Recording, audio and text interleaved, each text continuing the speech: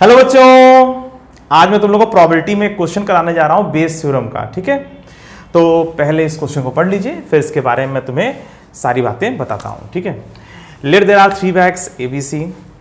A has 3 white 5 black balls, B has 1 white 4 black balls, C has 7 white and 2 black balls. ठीक है, तीनों bag में अलग अलग व्हाइट बॉल और ब्लैक बॉल रखी हुई है। ठीक है, one bag is selected at random, पहले एक बैग को सिलेक्ट किया गया, and a ball is drawn from it, पहले एक बैग को सिलेक्ट किया गया, फिर उसमें से एक बॉल निकाली गई, which is found to be white. ये जो बॉल निकली ना, ये वाइट है। क्या प्रोबेबिलिटी है कि ये जो व्हाइट बॉल निकली है वो फ्रॉम बैग ए बैग से निकली हुई व्हाइट बॉल है। मतलब ये व्हाइट बॉल निकल तो गई है, तो ये पता लगाना है उल्टा जा करके कि ये व्हाइट बॉल कहां से आई है, बैग ए से आई है। ठीक है, तो चलिए इस क्वेश्चन को सॉल्व करते हैं। और ये बड़ा कॉमन क्वेश्चन है बेस थ्योरम में। इसी तरह के क्वेश्चंस होते हैं, अलग अलग सिचुएशंस होती हैं, पर करना एक ही काम होता है। तो उस एक काम को जो करना होता है बार बार हमें, वो मैं इस क्वेश्चन के माध्यम से तुम्हें समझाता हूं। ठीक है, तो बच्चों देखो, इसमें मैं पहले बना दे रहा हूं। एक बैग ए है, दूसरा बैग बी है, तीसरा बैग सी है। ठीक है, और ए बैग में कितना 3 और 5। ठीक है, और 1 वाइट और 4 ब्लैक, और तीसरे वाले में 7 वाइट और 2 ब्लैक बॉल्स। ठीक है, ऐसा दिया हुआ है। हाँ, इसको मैं इस तरह से भी कर दे रहा हूँ, थोड़ा अच्छा लगेगा ऐसा करने से। ठीक है, ये कोई वेन डायग्राम नहीं बना रहा हूँ। ठीक है, ध्यान रहे, ये ऐसे बस बना दे रहा हूँ। 3 बैग है, आप बैग है तो ऐसा बना दें, ऐसा बना दें, ऐसा बना दें। ठीक है, ऐसे ही सही है, कोई दिक्कत नहीं है। ठीक है, तो देखो हमारे पास जो सिचुएशन है वो ये है कि हमारे पास 3 बैग है ABC। ए बैग में 3 वाइट 5 ब्लैक बॉल्स रखी हुई हैं। ठीक है, अंदर हमें दिख नहीं रहा, उसमें से रैंडम निकालना है। ठीक है, और बी बैग में 1 वाइट 4 ब्लैक, और सी बैग में 7 वाइट एंड 2 ब्लैक बॉल्स। अटेंडम पहले बैग को सिलेक्ट करना है। वैसे एक बात बताओ, 3 बैग सामने रखे हुए हैं, तो पहला वाला बैग सिलेक्ट करने का प्रोबेबिलिटी क्या होगा अटेंडम? 1/3। अरे भाई, तुम्हारे सामने 3 बैग रखे हुए हैं, तुम्हें अटेंडम किसी एक बैग को सिलेक्ट करना है, तो पहला वाला बैग सिलेक्ट कर लोगे, 1/3 प्रोबेबिलिटी। देखो ये जो क्वेश्चन है ना, इसमें 2 बातें हैं। एक तो एक बैग को अटेंडम सिलेक्ट करना है, और उसके बाद उसमें से एक बॉल निकालनी है। 2 एक्सपेरिमेंट हैं। ठीक है, पहला एक्सपेरिमेंट, मतलब इस बड़े एक्सपेरिमेंट में 2 छोटे छोटे एक्सपेरिमेंट्स हैं। पहले एक बैग को सिलेक्ट करना है और फिर उसमें से एक बॉल निकाल लेनी है। ठीक है, अब ये अलग बात है कि ये घटना जो घटी है, मतलब ये जो बॉल निकली है, इसके बारे में बता दिया कि भैया ये जो बॉल निकली है ये वाइट है, तो उल्टा जाके पता लगाओ कि ये वाइट बॉल कहाँ से आई होगी। ठीक है, तो देखो जैसे मान लो कहीं पर 3 बच्चे बैठे हुए हैं, अटेंडम किसी एक बच्चे को सिलेक्ट किया और उससे क्वेश्चन पूछा। ठीक है, तो एक क्वेश्चन ये हो सकता है कि क्या प्रोबेबिलिटी है कि वो सही आंसर देगा, तो अटेंडम किसी एक बच्चे को सिलेक्ट करना है, तब उससे क्वेश्चन पूछना है। ठीक है, तो इसमें 2 बातें हो गई। 3 बच्चों में एक बच्चे को पहले सिलेक्ट करना है। ठीक है, और फिर जब बच्चे को सिलेक्ट कर लिया गया तो वो सही आंसर दे लेगा, है ना, इसकी प्रोबेबिलिटी का भी इफेक्ट आएगा उसमें। तो ये जो क्वेश्चन है ना, कि इसमें 2 बातें जुड़ी होती है। पहले हम अटेंडम सेलेक्ट करते हैं कहीं से, और फिर उससे वो काम कराते हैं जो लिखा रहता है क्वेश्चन में। चाहे कॉइन है तो टॉस कर लेते हैं, डाइस है तो उससे भी ऐसे ही कर लेते हैं। हाँ, अटेंडम जो है 3 बैग है तो पहले एक बैग को सेलेक्ट कर लेते हैं, तो और फिर उसमें से एक बॉल निकालते हैं। तो यहाँ पर जो है मैक्सिमम केसेस में इस तरह से कई बातों को मिला दिया जाता है। तो अटेंडम यहाँ पे दिया हुआ है कि एक बैग को सिलेक्ट करना है, फिर उसमें से एक बॉल निकालनी है। अगर मान लीजिए 3 बच्चे हैं, पहला बच्चा आंसर दे लेगा 1/2 प्रोबेबिलिटी, दूसरा वाला बच्चा सही आंसर दे लेगा 1/3 प्रोबेबिलिटी, और तीसरा बच्चा सही आंसर दे देगा मान लीजिए 1/4 प्रोबेबिलिटी। अटेंडम एक बच्चे को सिलेक्ट करना है और उससे क्वेश्चन पूछना है। तो ठीक है, और पता चला कि उसने आंसर बता दिया है। ठीक है, मान लीजिए क्लास के बाहर कोई और आदमी है। ठीक है, और क्लास के अंदर टीचर हैं, उन्होंने अटेंडम किसी एक बच्चे को सिलेक्ट किया, फिर उससे क्वेश्चन पूछा। ठीक है, और उस बच्चे ने सही आंसर बता दिया, तो बाहर जाके बताया गया किसी दूसरे आदमी को कि सर ने ऐसा ऐसा किया था, सर ने अटेंडम पहले एक बच्चे को सेलेक्ट किया था, और ये जिस आदमी से बताया जा रहा है वो क्लास के बाहर है, उसे नहीं पता अंदर क्या हुआ है, उसे खाली इन्फॉर्मेशन दी जा रही है। तो किसी चपरासी ने जाकर के उसको बाहर वाले आदमी को बताया, मान लीजिए कि भाई अंदर सर ने पहले अटेंडम एक बच्चे को सिलेक्ट किया, फिर एक क्वेश्चन पूछा और उस बच्चे ने आंसर बता दिया, ठीक है, तो आंसर बता दिया, ये रिजल्ट हो चुका है। तो वो जो बाहर वाला आदमी है उसने जब ये बात सुनी तो वो आइडिया लगा रहा है कि यार ठीक है, आंसर तो बता दिया, क्या चांस है कि वो पहले वाले बच्चे ने बताया होगा, क्या चांस है कि वो दूसरे वाले बच्चे ने बताया होगा, क्या चांस है कि वो तीसरे वाले ने बताया होगा।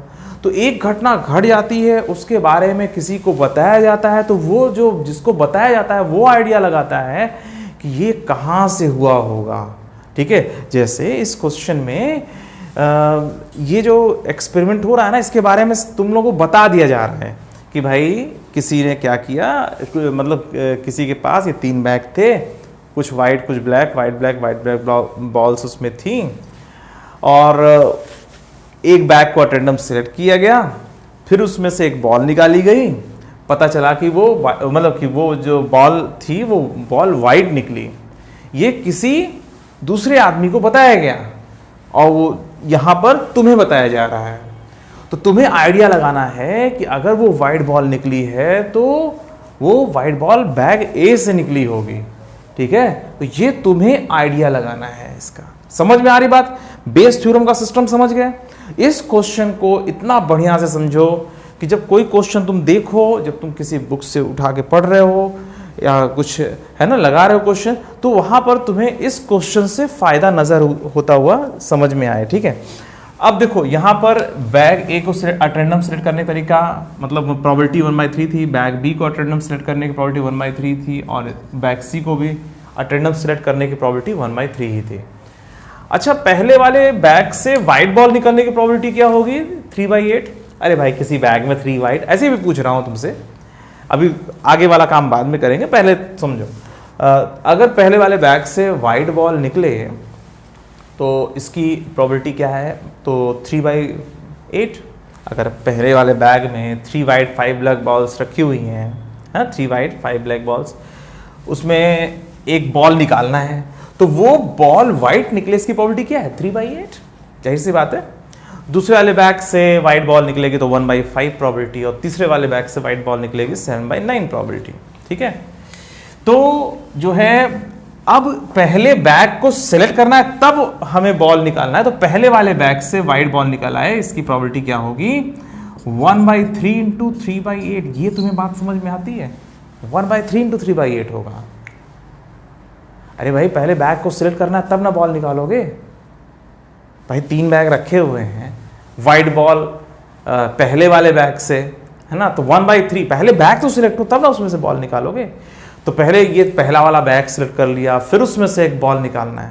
जैसे क्लास में मान लीजिए 100 बच्चे हैं, किसी टीचर ने कहा कि अटेंडम हम किसी एक बच्चे को सिलेक्ट करेंगे, फिर उससे क्वेश्चन पूछेंगे, और जो है अगर आंसर सही आएगा तो उसे कुछ प्राइज़ मिलेगा, ठीक है।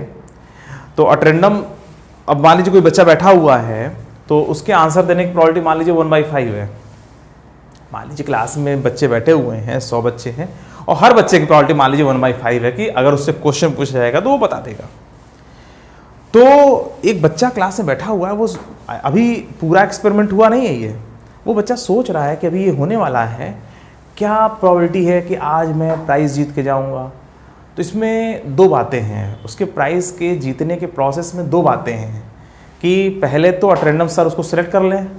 भाई पहले सर उसको सेलेक्ट कर लें, 100 बच्चों में पहले उसे सेलेक्ट तो करेंगे तब ना उससे क्वेश्चन पूछेंगे। वास्तव में उसके प्राइज़ जीतने की प्रोबेबिलिटी ये है। अरे भाई 100 बच्चों में जब वो सिलेक्ट ही नहीं होगा तो आंसर क्या खाक बताएगा? तो पहले तो इसी का इफेक्ट आ गया, भैया 100 में 1 है वो, अब 100 में 1 बच्चा वही सिलेक्ट हो जाए, इसका चांस बहुत कम है, 1/100। पहले तो उसका चांस तो आए, तो 1/100 का प्रभाव पहले पड़ गया, भैया उसको सेलेक्ट तो हो, पहले वो सेलेक्ट तो हो। तो जब सेलेक्ट होने के बाद वो आंसर बताने का मौका मिलेगा तो कुल मिला के 1/500 प्रोबेबिलिटी है कि वो प्राइज जीत के जाएगा। समझ में आ रही बात? ऐसे नहीं कि बस वो जान लेगा अरे नहीं मैं ही सिलेक्ट होने वाला हूं। अरे कैसे सिलेक्ट हो जाओगे? पहले 1/100 प्रोबेबिलिटी, 100 बच्चों में पहले 1 पहले 100 में तुम अपना जो ये अटेंडम जो सिलेक्शन किया जा रहा है पहले उसमें तो आओ और फिर ना उसके बाद आंसर देने का मौका मिलेगा। ठीक है, तो यहाँ पर ऐसा, तो पहले वाले बैग से वाइट बॉल निकलेगी इस प्रोसेस में, मतलब इस एक्सपेरिमेंट में, तो 1/3 इंटू 3/8। ठीक है, ऐसे ही दूसरे वाले से 1/3 इंटू 1/5 और तीसरे वाले से वाइट बॉल निकलेगी 1/3 इंटू 7/9। समझ में आ रही बात? तो बैग ए से वाइट बॉल निकलेगी तो पहले सेलेक्ट तो हो तब ना उसमें से वाइट बॉल निकले, दूसरा सेलेक्ट हो तब ना उसमें से वाइट बॉल निकले। भाई 1 वाइट 4 ब्लैक है तो जाहिर सी बात है 1/5 प्रोबेबिलिटी है उसमें से वाइट बॉल निकलेगी। और ये तीसरा वाला सेलेक्ट होगा तब ना उसमें से वाइट बॉल निकलेगी। अच्छा ये बताओ, तुमसे कहा जाता कि वाइट बॉल निकलने की प्रोबेबिलिटी बताओ, तो जाहिर सी बात इन तीनों को तुम जोड़ देते हैं, है ना। तुमसे कहा था वाइट बॉल निकलने की प्रोबेबिलिटी बताओ, तो भाई वाइट बॉल तो 3 तरीके से निकल सकती है। पहला वाला, ये क्वेश्चन नहीं है, मैं ऐसे बता रहा हूं। तुमसे कहा जाता कि 3 बैग है, अटेंडम एक बैग को सिलेक्ट करना है, फिर उसमें से एक बॉल निकालनी है, क्या प्रोबेबिलिटी है कि ये जो बॉल है ये वाइट निकलेगी? अभी निकली नहीं है, निकलेगी। ये जो मैं बोल रहा हूं इससे अलग क्वेश्चन है। ठीक है, तुमसे कहा जाता क्या प्रोबेबिलिटी है कि वाइट बॉल निकलेगी, तुम बताते सर यही प्रोबेबिलिटी है कि वाइट बॉल निकलेगी। कैसे? पहले वाले बैग से भी निकल सकती है वाइट बॉल, दूसरे वाले बैग से भी निकल सकती है और तीसरे वाले से भी वाइट बॉल निकल सकती है। ठीक है, वाइट बॉल निकलने की टोटल प्रोबेबिलिटी ये है, पर इस बेटा इस क्वेश्चन में कहा गया है ना कि which is found to be white, found to be white. ये वाइट बॉल निकल चुकी है बेटा, ये घटना घट चुकी है, ये वाली घटना घट चुकी है। तुमसे कहा जा रहा है कि वाइट बॉल निकल चुकी है, ये घटना घट चुकी है, तो बताना है कि वो वाइट बॉल फ्रॉम बैग है। तुमसे कहा जा रहा है कि ये घटना घट चुकी है। अगर तुमसे कहा था कि वाइट बॉल निकलने की प्रोबेबिलिटी बताओ तो तुम ये बताते, इसको बोलते हैं टोटल प्रोबेबिलिटी थ्योरम। ठीक है, मगर कहा जा रहा है यही घटना घट चुकी है, तो क्या प्रोबेबिलिटी है कि ये घटना यहां से घटी है, तो आप पहला वाला प्रोबेबिलिटी ऊपर कर देते हो। यही आंसर है इसका, इस क्वेश्चन का आंसर यही है, which is found to be white. White ball आ चुकी है यार, तो वाइट बॉल आ चुकी है तो यहां से वाइट बॉल आई होगी, दैट अपॉन टोटल। अरे घटना जब घट चुकी है तो इसको फिर 100% मान के काम करना है ना। जब व्हाइट बॉल आई चुकी है तो फिर ब्लैक बॉल की बातें ही करेंगे। जब ये घटना घटी चुकी है तो इसमें से यहां से घटा होगा, दैट अपॉन टोटल। जैसा देखो 3 लोगों ने 2 रुपए, 3 रुपए और 5 रुपए इकट्ठे किए। ठीक है, 3 लोगों ने मिल करके, एक ने 2 रुपए दिया, एक ने 3 रुपए दिया, एक ने 5 रुपए दिया, कुल मिलाकर 10 रुपए इकट्ठे हो गए। ठीक है, पहले वाले का शेयर कितना है? इतना है ना। समझते हो कि नहीं ये बात? हाँ, अरे भाई अगर 3 लोगों ने मिल करके 2 रुपए, 3 रुपए, 5 रुपए दिए है तो पहले वाले का शेयर कितना है? 2 अपॉन ये। दूसरे वाले का शेयर कितना है? 3 अपॉन ये। तीसरे वाले का शेयर कितना है? 5 अपॉन ये, पूरा 2 + 3 + 5। तो यहां पर व्हाइट बॉल निकलने का टोटल तरीका तो यही था। भाई व्हाइट बॉल कैसे कैसे निकलती? भाई व्हाइट बॉल ऐसे निकलती या ऐसे निकलती या ऐसे निकलती। अब ये घटना घट चुकी है, जब घट चुकी है तो भाई हमारे पास कोई और ऑप्शन है नहीं सोचने के लिए, तो इसमें से यहां से घटी होगी, दैट अपॉन टोटल कर दो। यही तो होता है बेस थ्योरम में। समझ में आ रही बात? तो बेस थ्योरम में कोई घटना घट चुकी है, अरे भैया घट कैसे चुकी है, पहले उसकी प्रोबेबिलिटी निकाल के पहले नीचे डिनोमिनेटर में पहले उसको भर दो। फिर जो पूछता है अरे ये घटना घट चुकी है तो ये यहीं से घटी है, तो अरे दैट अपॉन टोटल कर दो। अगर इस क्वेश्चन में कहा था कि वो जो व्हाइट बॉल आ चुकी है, which is found to be what is the probability that this ball is from bag B, from bag B, तो हम इसको ऊपर कर देते हैं। What is the probability that this ball is from bag C, तो हम इसको कर देते हैं ऊपर। अब कोई कहता कि भैया व्हाइट बॉल आ चुकी है तो क्या प्रोबेबिलिटी है कि वो जो व्हाइट बॉल है ए से या बी से है, अरे इन दोनों को ऊपर कर देते हैं। कोई कहता नहीं बी और सी से, बी या सी से है, तो इन दोनों की प्रोबेबिलिटी को ऊपर कर देते, जो कहा जाए उसी को ऊपर सरका दो। समझ में आ रही बात? ये घटना घट चुकी है वो यहीं से घटी है। ठीक है, कोई घटना घट चुकी है, कोई घटना घट चुकी है, ठीक है, तो वो यहां से घटी है, अरे यही ऊपर कर दो, ये पूरा नीचे रखो, दैट अपॉन टोटल। उसका शेयर देखना होता है, इस पूरे में इसका शेयर कितना है, यहां से घटी है, दैट अपॉन टोटल। ठीक है, तो इस तरीके से बेस थ्योरम क्वेश्चन सॉल्व करते हैं। अगर कोई कहता है कि भैया व्हाइट बॉल आ चुकी है तो क्या प्रोबेबिलिटी है कि ए से है या बी से है या सी से है, अरे तीनों को ऊपर कर दो, 1 प्रोबेबिलिटी हो जाएगी। अरे जब व्हाइट बॉल आ चुकी है तो इन्हीं में से तो किसी एक बैग से निकली होगी, और क्वेश्चन कहा जा रहा है व्हाइट बॉल आ चुकी है तो क्या प्रोबेबिलिटी है कि बैग ए से है या बैग बी से है या बैग सी से है, तो जाहिर सी बात है जो घटना घट चुकी है उस पूरे मतलब ये जो नीचे प्रोबेबिलिटी लिखी इस पूरे ऊपर ए से या बी से या सी से, जब इन तीनों को ऊपर करोगे तो 1 प्रोबेबिलिटी आ जाएगी। जाहिर सी बात है 100% है ये बात। तो भाई व्हाइट बॉल आ चुकी है तो इन्हीं तीनों में से तो कोई कहीं ना कहीं से होगा। तो जो चीज हो चुका है, जो कहा जाता है ना कि which is found to be white, कोई घटना घट चुकी है तो इसको मानो मत, आप उसकी पहले प्रोबेबिलिटी निकालो। ठीक है, ये घटना घट चुकी है तो तुम अपने दिमाग में लगाओ कि इसकी प्रोबेबिलिटी क्या थी, इसकी हो जाने के सारे तरीके क्या क्या थे, पहले वो सारी बातें लिख लो। फिर उसके बाद ये तो हो चुका है ना, यहां से हुआ है दैट अपॉन टोटल, यहां से हुआ है दैट अपॉन टोटल, यहां से हुआ है दैट अपॉन टोटल, इनमें से हुआ है ये तीनों अपॉन टोटल। ऐसा करते हैं बेस थ्योरम में। ठीक है, तो कोई घटना हो चुकी होती है, हमें वापस आके पता लगाना होता है कि ये इसकी वजह से हुआ होगा। जैसे किसी कंपनी का प्रॉफिट हो चुका है तो क्या प्रोबेबिलिटी है कि उसका इस वजह से प्रॉफिट हुआ है। समझ में आ रही बात? क्लियर? तो कोई घटना घट चुकी है, हाँ, जैसे कोई कंट्री है वो ग्रोथ कर गया। ठीक है, वो डेवलपिंग कंट्री था और वो डेवलप्ड हो गया। ठीक है, उसने बहुत तेजी से ग्रोथ कर लिया। तो अब एनालिसिस बाद में चल रही है कि इस कंट्री ने ग्रोथ किया है, क्या प्रोबेबिलिटी है कि वहाँ के लोग बड़े जागरूक हो चुके थे, क्या प्रोबेबिलिटी है कि वहाँ के नेता बड़े अच्छे हो गए थे, क्या प्रोबेबिलिटी है कि वहाँ पर डिमांड बहुत अच्छी हो गई थी, है ना। बहुत सी चीज़ें होती हैं एनालिसिस करने के लिए। तो जब कोई घटना हो जाती है तो उल्टा पता लगाते हैं कि ये यहाँ से हुई है। समझ में आ रही बात? तो ये है बेस थ्योरम और बड़ा काम आएगा ये। और जो जिस तरह से मैं तुम्हें बता रहा हूं तुम्हें समझ में आ रहा होगा कि जब कोई घटना घट चुकी है तो उसकी एनालिसिस कैसे की जाती है ना, ये बेस थ्योरम में हो रहा है। और इसी नेचर की वजह से ये फ्यूचर में बड़ा काम करेगा आप लोगों के लिए। ठीक है, तो इसको फील कर जाओ अच्छे तरीके से। ठीक है, तो चलो बच्चों इसको अच्छी तरीके से नोट कर लीजिएगा और ढेर सारे क्वेश्चन लगाइए, जितना हो सके उतना प्रैक्टिस करिए और टेंशन मत लीजिए किसी बात के लिए। इस संसार में जो बिना टेंशन के वर्क करते हैं वो सफल उसी समय हो जाते हैं क्योंकि वो वर्क कर रहे हैं और बिना टेंशन के कर रहे हैं। और टेंशन कब आता है? जब तुम एक्सपेक्ट करते हो। एक्सपेक्टेशन जीरो कर दो, अपना काम करो, कर्म करो, फल की चिंता नहीं करनी है। ठीक है, और जो मिलना होगा उस कर्म के आधार पर वो मिल जाएगा। क्लियर? थोड़ा सा डायरेक्शन समझ लो कि डायरेक्शन किधर होनी चाहिए। जो तुम्हारा कर्म है वो अच्छा कर्म है कि क्या है, तुम अपने दिमाग से थोड़ा सा अपने बुद्धि से समझ लो और फिर उसमें काम में लग जाओ। और फिर जो क्या होगा क्या नहीं होगा इसका टेंशन छोड़ दो, क्योंकि तभी सबसे अच्छा रिजल्ट मिलता है जब तुम फल के बारे में या रिजल्ट के बारे में नहीं सोचते हो, तब तुम बहुत बढ़िया काम करके दिखाते हो। ठीक है बच्चों, चलो अभी के लिए सिर्फ इतना ही, फिर मिलेंगे, बाय बाय।